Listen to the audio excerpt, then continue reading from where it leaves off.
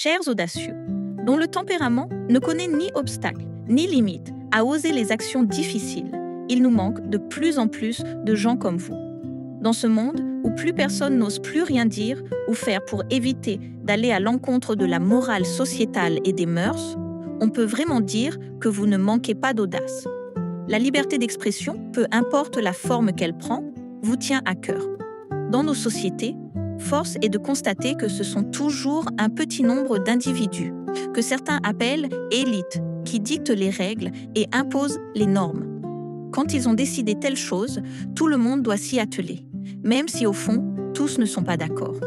Mais ceux-là ne contesteront pas plus que ça. Ceci est de valable aussi bien dans les régimes totalitaires que dans les soi-disant démocraties. Donc forcément, quand il y a contestation, les gens sont soit réduits au silence, soit réprimandés, ou tout simplement stigmatisés ou pointés du doigt.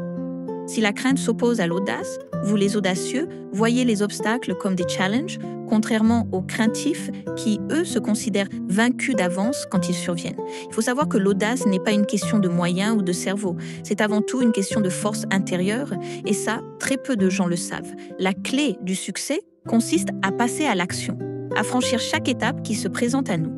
C'est ce que vous savez si bien faire. Pour les plus craintifs, comme l'a dit Martin Luther King, il n'est pas nécessaire de voir l'escalier tout entier monter simplement la première marche. Bien à vous.